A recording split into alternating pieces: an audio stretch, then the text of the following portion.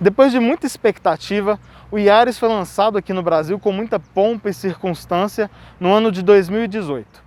Desde 2012, porém, quando o Etios foi lançado aqui no nosso mercado, se falava que esse era o carro certo para a gente. Será que é? É isso que a gente vai descobrir hoje na nossa avaliação da versão XLS 1.5 2020.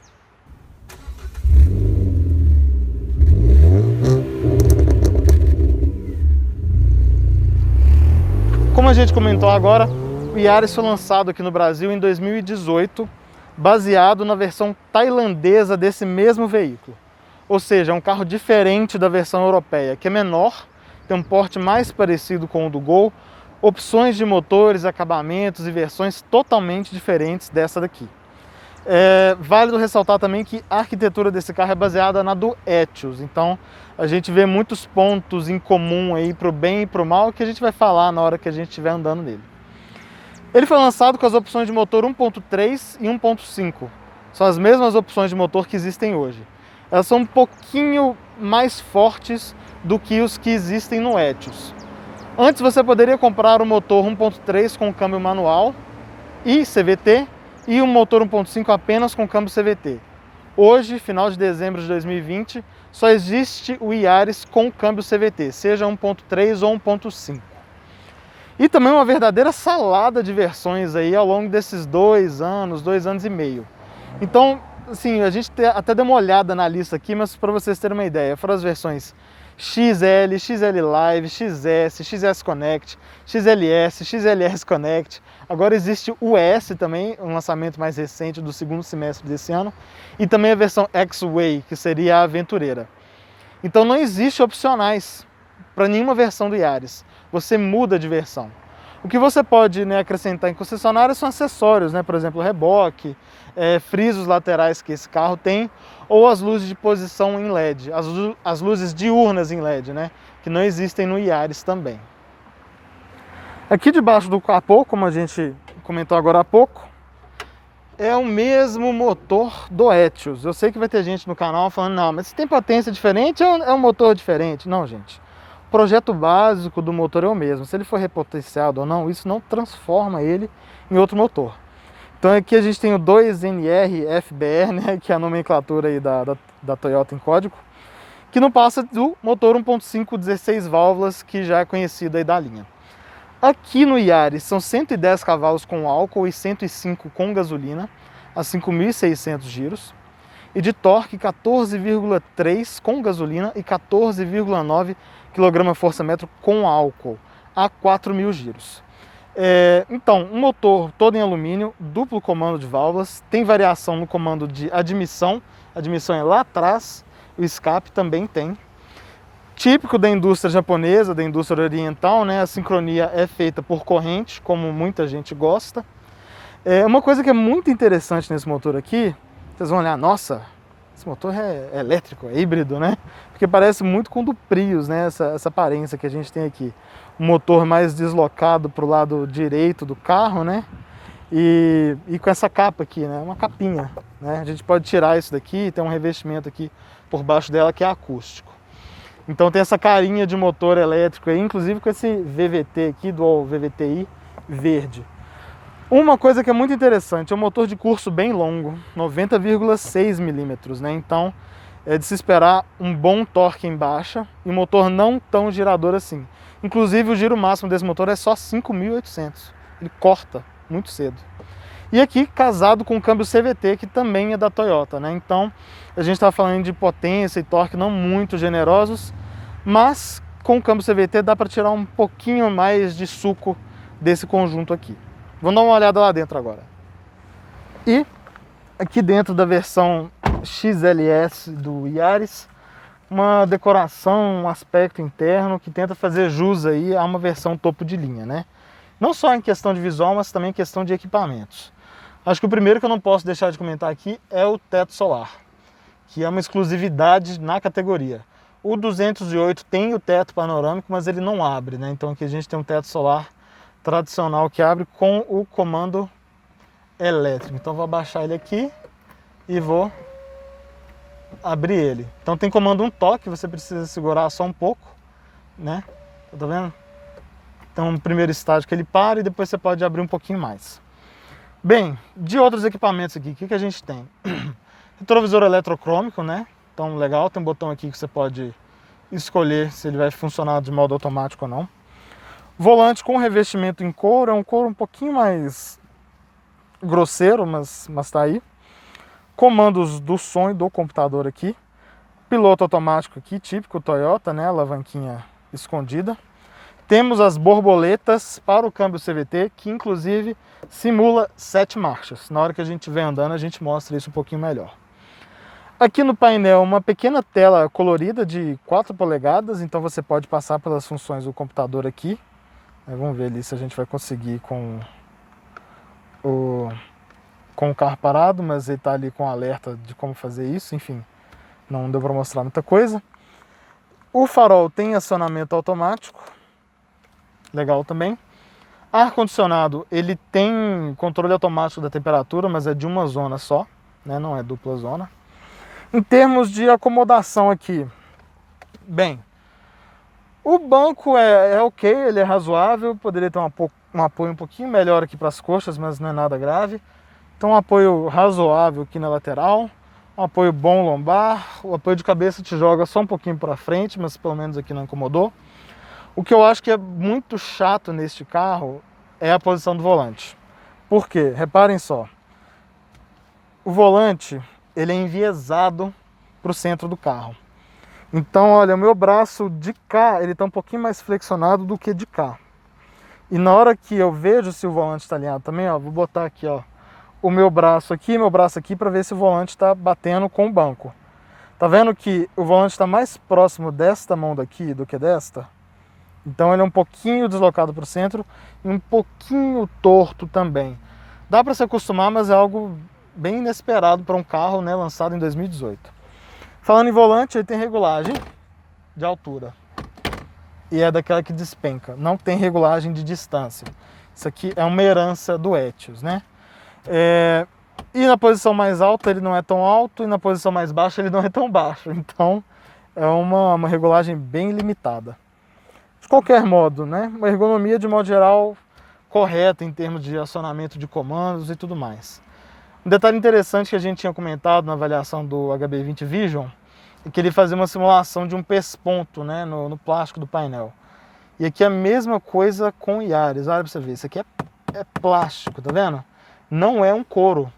E tem essa simulação de pesponto aqui. O banco, por outro lado, né, revestido em couro, assim como também esse pequeno enxerto aqui para você apoiar o braço na porta. Vamos dar uma olhada o pessoal da segunda classe agora, como é que vai? Aqui para a galera do fundão, um bom espaço interno, viu? Esse banco aqui está regulado para mim. Eu tenho 1,77 m de altura e com entre-eixos de 2,55 m até que impressiona. Carros dessa mesma faixa aí de entre-eixos não ficam com tanto espaço sobrando assim. Por outro lado, porém, o espaço para os pés aqui debaixo dos bancos é bem ruim mesmo, daqueles que prendem o seu pé um pouco. Mas você tem uma liberdade de movimentação aqui. Para a cabeça o espaço não é tão bom assim, né? Fica bem próximo aqui da curva lateral aqui do teto. E com o teto solar também, né, dá para ver o espaço que se perde. Inclusive, ó, pra você ver aqui, é para onde o teto corre, né, quando ele está fechado. E aqui a gente tem um ressalto para a cabeça da pessoa. Então quem for no meio aqui, né, já que esse apoio de braço te joga um pouco mais para frente, você vai ficar com a cabeça meio nessa reta aqui. Olha só. Tá vendo? Tem um vão aqui, mas ainda assim é um pouco mais apertado. Tem aqui o assoalho plano, o que é muito legal. Uma coisa que está ficando um pouco rara de se ver hoje em dia. Mas olha esse apoio de braço aqui. Ele tá meio no meio da reta, né? Dá essa impressão aqui. Na hora que você passa, isso aqui prejudica um pouco. E então ele fica muito para trás, não só para quem está lá na frente, né? Na hora que a gente estiver andando eu vou comentar disso, mas também dá essa impressão de que está muito para trás aqui atrás. E aqui a gente não tem nenhum porta-objeto, né, para quem vai atrás, nenhuma tomada, nenhuma saída de ar, nada disso. Porém, a gente tem pequeno porta-objetos aqui na porta, né, então bem pequeno mesmo, não cabe muita coisa. E também difícil de se ver na categoria, apoio de braço com porta-copos, né? Então esse aqui é um diferencial bem interessante também. E aqui obrigatório por lei, esse carro já tinha, né? O gancho Isofix para cadeirinha e o cinto de segurança de 3 pontos, que aqui sai lá do teto. Olha para você ver que interessante. Ele sai, melhor dizendo, aqui da coluna C, passa por um passador aqui no teto e aí vem aqui para o passageiro. Então, uma solução diferente aí. Vamos dar uma olhada agora no porta-mala. E aqui atrás, porta-malas do Yaris, são 310 litros. É um dos maiores da categoria. Ele fica para trás só do Sandero, que tem 320 litros, né? Então, Argo, HB20, Polo, todos com 300 litros, fica um pouquinho abaixo.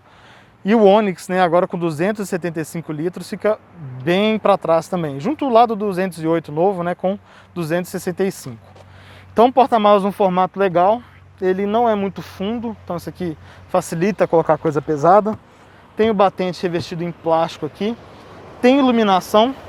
Eu senti falta talvez de uns nichos para prender algumas coisas pequenas, mas ele tem gancho, pequenos ganchos aqui para você prender sacolas leves, né? Inclusive tem um aviso aqui de que no máximo 2 kg. Uma coisa que a gente tinha notado na avaliação do sedã, e que era uma crítica recorrente aí ao Yaris quando ele foi lançado, era a qualidade desse tapete. Neste daqui, tá vendo? É um tapete um pouquinho melhor e ele tá preso nessa tábua de MDF aqui que esconde o step. Aqui debaixo também, placas de isopor, né? Para nivelar um pouco mais o piso. E com certeza tem alguma função aqui também que ajuda a abafar um pouco o rodar dos pneus. Detalhe muito inusitado, o gancho top tether para cadeirinha, né? Que geralmente fica aqui no encosto do banco traseiro. No Yaris fica aqui, junto do batente da tampa do porta-mala. Né? Então, se você for passar uma cadeirinha, você tem que passar o gancho aqui por cima da mala. Se esse porta-mala estiver cheio, vai ser um pouco mais chato, né? Então, foge do padrão aí. E o banco bipartido, né? Para quem precisar levar carga, misturando aí com passageiro também, é algo muito bem-vindo.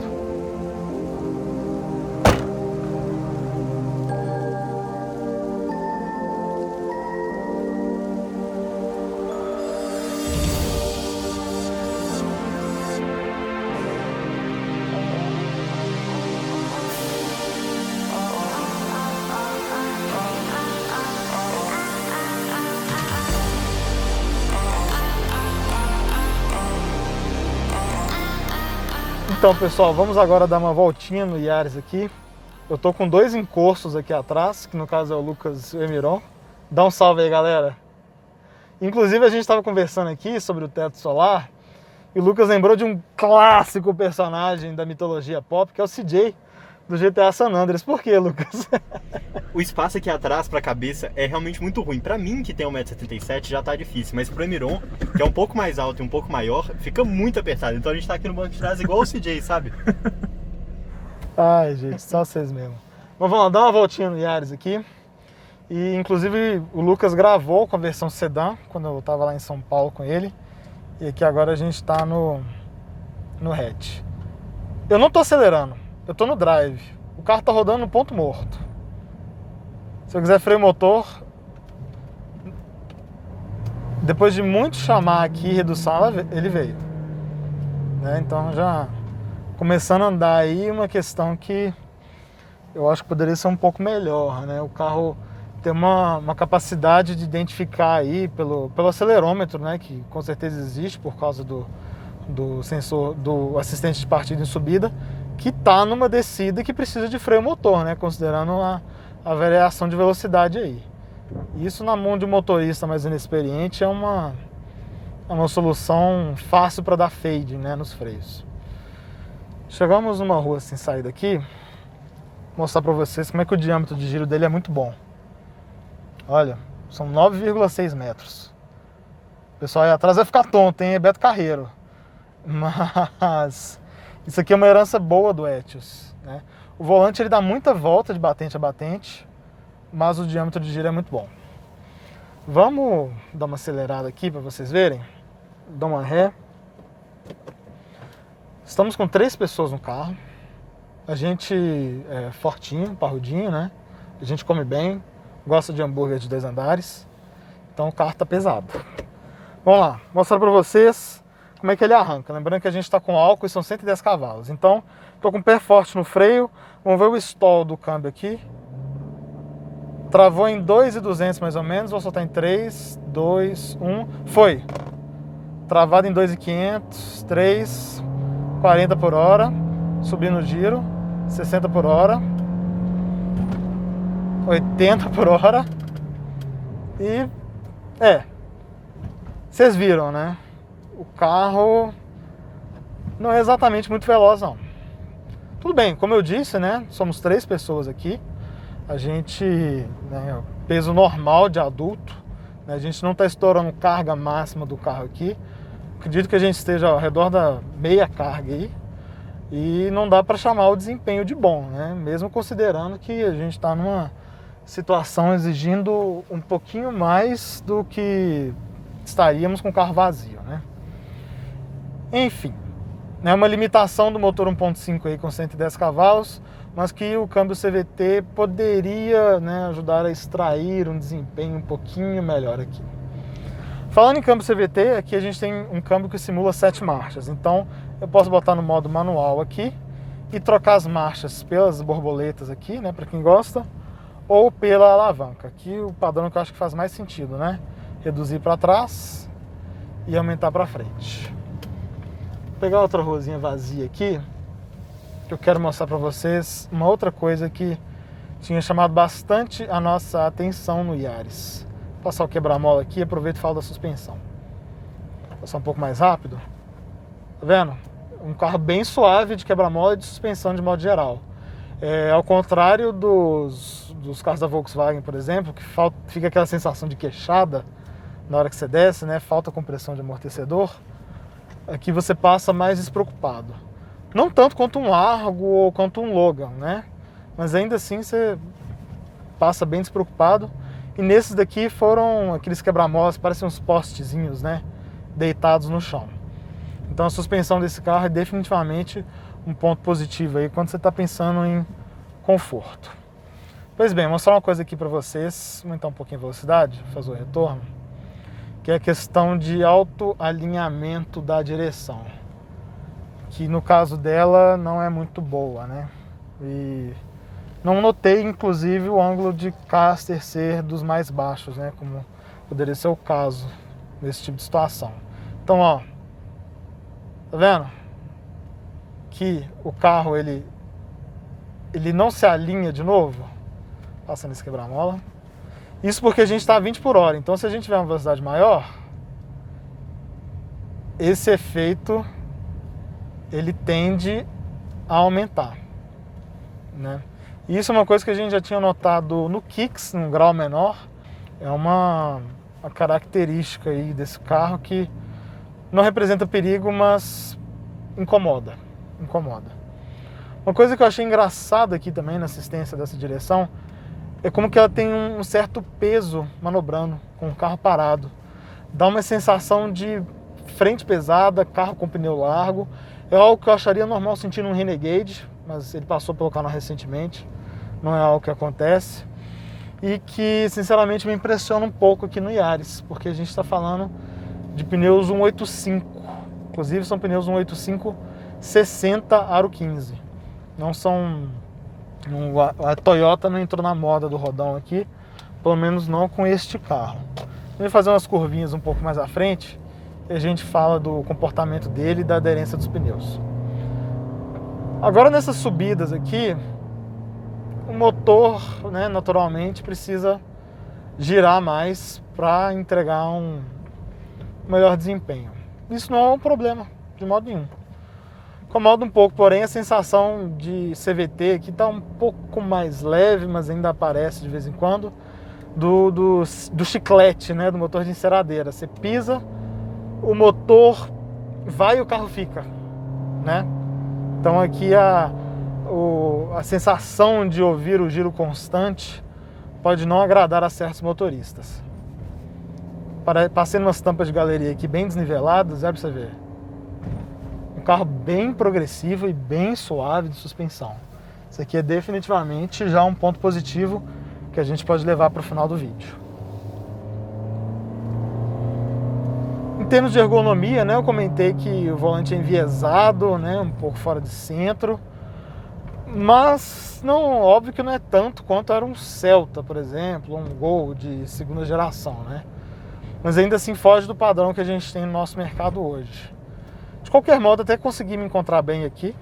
Da outra vez que andei no Yaris eu tive mais dificuldade, então isso aqui foi uma surpresa positiva. E bons bancos, né? Seguram um apoio lateral aqui razoável.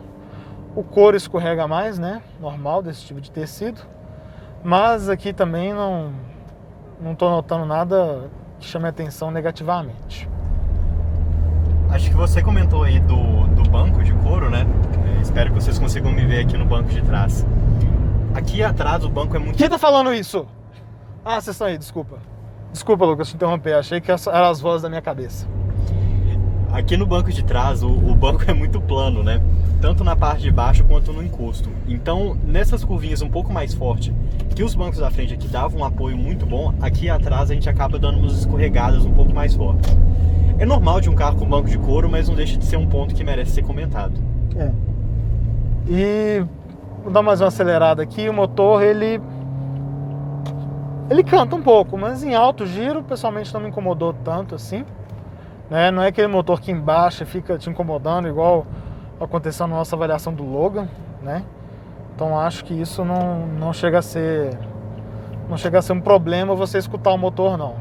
A não ser que você seja, né, do eco chato, que tem medo até de falar carro. Vamos falar que o futuro aí vai ser dos pods autônomos elétricos. Não, aqui é um carro com motor a combustão ainda, então é normal que ele faça barulho, mas aqui não está incomodando de modo nenhum. Passar nessa travessia elevada, muito progressivo. E o pessoal tá aqui atrás para ser minha testemunha de que o carro também não fica batendo aí, né? Boa, Emiron, valeu! Ainda bem que o Emiron botou só o dedo, porque se fosse a voz eu ia achar que eu tô esquizofrênico. Saúde mental não é algo pra brincar, hein, galera? Mas a gente faz umas piadas de vez em quando. Vamos descer aqui agora. Vamos, né, descer um pouco mais tranquilo no fluxo de gado. Depois na volta a gente vai subir um pouquinho mais esquentado para conhecer o carro nas curvas, né? Como os locais de Belo Horizonte aqui chamam Nova Lima Downhill. É uma estradinha boa aqui pra gente dar umas aceleradas. Enquanto isso a gente vai falando de consumo, né? Eu tô um pouco preocupado porque no computador aqui tá indicando 4 km por litro. Eu tô um pouco preocupado, eu admito. E vocês viram, né? Beleza, eu fiz uma arrancada, né? A gente estava andando, né, uma região cheia de relevo, enfim. Eu achei um consumo um pouco assustador mesmo para essas condições, sabe? Admito que esperava um número um pouquinho melhor. Vamos tentar zerar esse negócio aqui. Vamos ver. Beleza, zerado. Vamos descer aqui agora. Descer na maciota e a gente sobe pisando e a gente conta quanto que dá. Lembrando que a gente está com álcool, né? Acho que eu falei agora, mas não custa falar umas 7 vezes aí. Então, esse carro aqui ele já está com 54 mil quilômetros. Né? A gente não poderia deixar de falar disso para comentar sobre a robustez que ele transparece. Aí você vai falar, claro, é um Toyota, não poderia ser diferente. Bem, o fato é que todo carro hoje em dia com 54 mil quilômetros, né, nem fez cócegas aí essa quilometragem. Mas não deixa de chamar a atenção como que o acabamento de modo geral não faz tanto barulho.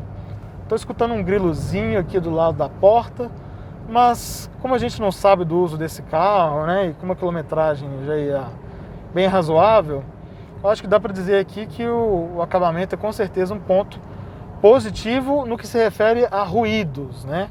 Em termos de material, de aparência, é bem dentro da média da categoria, não é nada muito impressionante não. Aqui eu não acelerei desde que a gente saiu, viu, galera? Só deixei o carro rolar. Tá com 31 km por litro, né? Óbvio que a gente está no corte de injeção. Mas olha para você ver como é que o carro roda solto. Eu definitivamente gostaria de mais freio motor. Vou fazer essa curvinha um pouquinho mais esquentada. Vamos ver. O carro rola um pouquinho. E eu senti o pneu querer... começou a reclamar. é típico de Bridgestone, né? Não tem a melhor das aderências, né? Mas não é aquele carro que você vai pensar, nossa, eu tenho que parar para fazer a curva. Não, de modo nenhum. Mas considerando que a suspensão já está com a nota alta de conforto aí, né? É aquele mantra do cobertor curto, né? Quando você cobre um lado, você cobre a cabeça, o pé fica de fora, né? Considerando isso, acho que a Toyota chegou num compromisso legal aqui, pensando no público-alvo desse carro, né? Não acho que seja um carro que a pessoa com temperamento mais esportivo na direção compraria. O Emiron, por exemplo, que está aqui comigo, é um cara de temperamento mais esportivo na direção. Eu acho que ele não compraria, né? Considerando esse aspecto aqui. Dá um joinha se você concorda, Emiron. Boa. Estou me sentindo conversando com o tabuleiro Ouija aqui. O Lucas, por outro lado, que também tem um temperamento de direção mais esportivo, mas às vezes funciona mais no modo tiozão, né? Eu acho que ele já não se incomodaria tanto com esse comportamento, não. O que incomoda um pouco aqui nesse carro é essa saveira que está aqui na frente andando devagar, eu querendo mostrar para vocês como é que o carro retoma, né? Mas de qualquer modo, o consumo aqui agora é 10,8 km por litro. Então já é um consumo um pouco mais real aí, né? Pensando em utilização aí de estrada. Infelizmente a gente não vai conseguir fazer uma média mais consistente em velocidade de 110, 120, mas pelo que a gente andou do carro aqui, eu acho que é seguro dizer que ele ficaria mais ou menos nessa faixa aí, né? Depende muito do relevo da estrada, né? O CVT ajuda, né, a ficar sempre numa faixa otimizada, constante, favorecendo consumo e desempenho, mas não dá para fazer milagre. E um carro que ganha velocidade, apesar de não ganhar com facilidade, ele é um carro que ganha de modo discreto, né? Então, estou distraído aqui falando bobagem com vocês e quase encostei no 100 aqui sem notar. A gente nota, porém, pela variação de giro do motor, né? É um carro com acelerador um pouquinho nervoso, então qualquer toquezinho que você dá já resulta em muita abertura de borboleta e, como a gente está no CVT aí, né? Consequentemente, mais giro, né? Então, é algo aí que incomoda um pouco em certos casos. Para quem que eu recomendo esse carro? Para quem injustificadamente tem medo de motor turbo, ou para quem quer muito um Toyota, um Corolla e não conseguiu chegar lá ainda. Para quem que eu não recomendo esse carro? Pro resto. Não é um carro ruim, não. De modo nenhum. Para mim não está sendo um martírio andar nele. Mas pelo preço, né? A gente vai falar um pouquinho mais disso na conclusão. Pelo preço, fica aquele gostinho de que não faz sentido você abrir a sua carteira, né, para levar esse conjunto aqui para casa. Mas ainda assim, é um carro, né, bem dotado em termos de equipamento, de segurança. São 7 airbags, controle de tração, de estabilidade, um carro suave de rodar. O comportamento dele não é muito preciso, não. E acho que, como pneu Bridgestone, eu acho que eu seria louco se eu esperasse mais. Mas tá vendo? É um carro que o limite dele chega muito cedo, especialmente com esses pneus aqui, né? Então, aí tá aí mais uma pessoa para quem eu recomendo e para quem eu não recomendo, né? Se você gosta de andar na maciota, tá aí. Se você gosta de brincar de vez em quando, olha para outro lugar.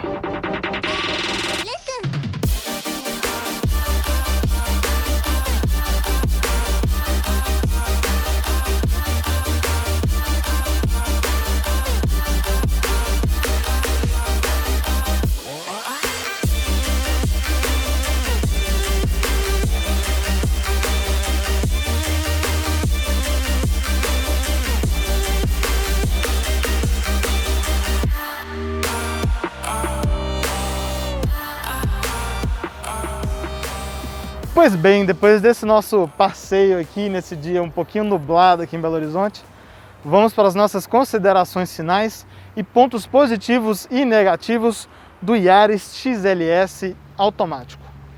Pois bem, temos 3 pontos positivos aqui que se destacaram um pouco mais no carro. O primeiro deles é o teto solar. A gente teve até uma conversa aqui sobre colocar ou não o teto, mas enfim. A verdade é que nessa categoria ele é o único carro com teto solar, desconsiderando o 208 que tem um teto panorâmico, né, que não se abre. Então, se no passado você podia comprar Fox, Polo, Punto, Palio, Bravo, esses carros todos com teto solar, hoje o Yaris é o único que está levantando esse bastão aí, né? Então fica aí os aplausos para a Toyota. Segundo ponto positivo é a suspensão. É um carro muito confortável de rodar, muito mesmo. É um carro que você consegue rodar bem relaxado em relação ao buraco, valeta, lombada e essas coisas. Inclusive é engraçado que em certas movimentações, né, você sente o carro, aquela sensação de carro navegando, né, que remete a gente a carros americanos antigos. Para quem gosta de conforto, é um rodar muito, muito gostoso mesmo. E o terceiro ponto positivo é o espaço interno. Mas aí a gente já entra com um pouquinho de ressalvas. Por quê? Ele tem um espaço muito bom para as pernas, para os joelhos, né, em relação ao encosto. Mas o espaço não é tão bom assim para a cabeça, e fica gravado aqui com um teto solar. E também o espaço para os pés debaixo do banco não é o dos melhores. Então acaba que equilibra um pouco essa questão do espaço, mas a gente não poderia deixar de comentar com o espaço traseiro aqui para o joelho que a gente viu nesse carro. Temos também 3 pontos negativos aqui que chamam muito mais atenção do que os pontos positivos. O primeiro deles é o consumo. Vocês viram aqui que a gente está rodando tranquilo, demos umas aceleradas, abastecido com álcool, e o consumo não foi tão bom assim. E lembrando que a gente está falando de um carro relativamente leve, né? São 1.100 quilos, um carro um pouco grande, né? São 4,15 metros, mas com motor aspirado de baixo deslocamento e câmbio CVT. Ou seja, o consumo deveria sim ser melhor. O CVT ajuda o carro a ser mais econômico quando comparado com o Etios, por exemplo, que tem um câmbio automático de 4 marchas, com um conversor de torque que é menos eficiente energeticamente, mas ainda assim a gente não pode falar que ele está no nível dos competidores com motor 1.0 turbo ou até mesmo de outros motores aspirados de cilindrada parecida. O segundo ponto negativo é o desempenho. Lembrando mais uma vez que a gente tem aqui um câmbio CVT que favorece desempenho e consumo. A gente está falando de um motor que realmente não é muito forte, ele rende 110 cavalos com álcool, mas o que a gente viu aqui, andando com 3 pessoas, vamos dizer assim, carga média no carro, é um desempenho que ficou muito abaixo do esperado e muito abaixo dos seus oponentes dessa categoria, especialmente na faixa de preço que esse carro chega, que inclusive é o terceiro ponto negativo do dia aqui. Esse carro hoje, no dia 28 de dezembro de 2020, a versão XLS Connect, né, mudou de nome e agora tem a central com espelhamento, com pintura metálica, custa R$ 92.480. Um minuto de silêncio, um instante de silêncio, porque o preço é muito alto pelo que o carro entrega. Você tem que estar absolutamente fanático pela Toyota, você tem que querer muito um Corolla e não ter conseguido chegar lá para abrir a carteira, tirar mais de R$ 90 mil por um carro desse, que não é ruim, mas não faz jus à etiqueta. E para botar isso em perspectiva, falar um pouco aqui dos concorrentes, o que eles entregam e a qual preço eles chegam. Começar pelo HB20, a versão Diamond Plus, que custa R$ 78 mil com motor turbo e câmbio automático, a versão topo de linha. Com assistente de permanência em faixa, tem 4 airbags, né? Não tem os 7 airbags que tem aqui no Yaris, mas tem um conjunto de equipamentos muito parecido, com exceção do teto solar, e o motor turbo, com melhor desempenho e melhor consumo de combustível. A gente pode continuar falando do Onix, né, que dispensa comentários aí em relação ao custo-benefício. Motor turbo, baixo consumo, bom desempenho, boa lista de equipamentos, inclusive o Onix tem um assistente de estacionamento automático, né, então ele faz automaticamente a baliza. Tem 6 airbags, um padrão de segurança até melhor do que o do Yaris, né? O Yaris, lembrando, com esses 7 airbags, ele ficou em 4 estrelas no Latin NCAP, o Onix chegou a 5 estrelas. Passando agora pelo Argo, que vai na faixa dos R$ 86 mil na versão HGT completa, que aí se você tiver medo do motor turbo, beleza, é uma opção de motor aspirado para você. Ponto forte dele, acabamento. Ponto negativo, segurança, né? Não foi tão bem assim nos testes de impacto. Vamos continuar agora, vamos falar dos outros mais caros, que passam dos 90 aí. O Polo Highline, que chega a 94.500 com pintura metálica, que também é um carro com bom espaço, seguro, melhor dirigibilidade, painel digital, rodas 17, assistente, monitor de fadiga, frenagem automática pós-colisão, um carro muito seguro também, projeto mais moderno do que este, enfim, preço parecido. O 208, que ficou muito caro, mas não parece tão caro do lado desse carro. O 208 hoje, na versão topo de linha grife, com teto panorâmico, leitor de placas, assistente de permanência em faixa, está custando R$95 mil. O que ele fica devendo? Espaço interno e porta-malas, mas para quem tem medo de motor turbo, é uma opção com motor aspirado. Mas eu acho que o grande carro aqui, que complica a vida do Yaris, é o Fit. Por quê? O Fit é um monovolume, muita gente vê ele nessa categoria também. Mas se a gente esticar um pouco aí, concorde você ou não, a gente tem outro carro japonês, de uma marca que também compartilha essa fama de robustez aí fora da curva, com maior espaço interno, maior versatilidade por causa dos bancos que são totalmente modulares.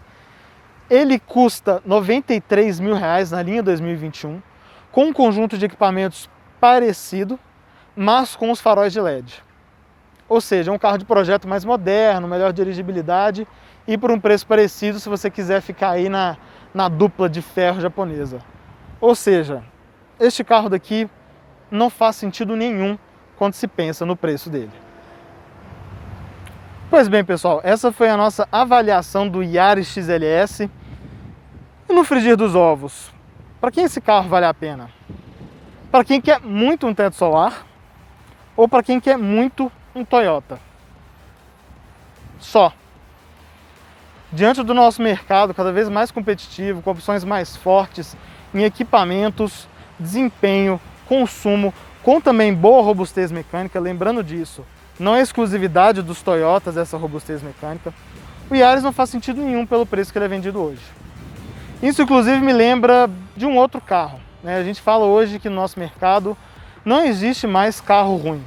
Isso é verdade, o Yaris não é um carro ruim, mas para mim ele vai entrar num panteão meio polêmico aqui inclusive, do clube dos únicos carros que eu não compraria aqui no Brasil hoje. Que agora ele é o segundo membro desse clube junto do Kwid. Não vejo sentido para comprar o Yaris em 2020, pensando no cenário que a gente tem hoje. Opinião polêmica, eu sei, mas é o fato que a gente tem aqui com esse carro. Espero que vocês tenham gostado. Deixem aí nos comentários as suas dúvidas, coisas que não comentamos aqui no vídeo. E a gente se vê da próxima vez aqui no Drive On, no próximo sábado. Até lá!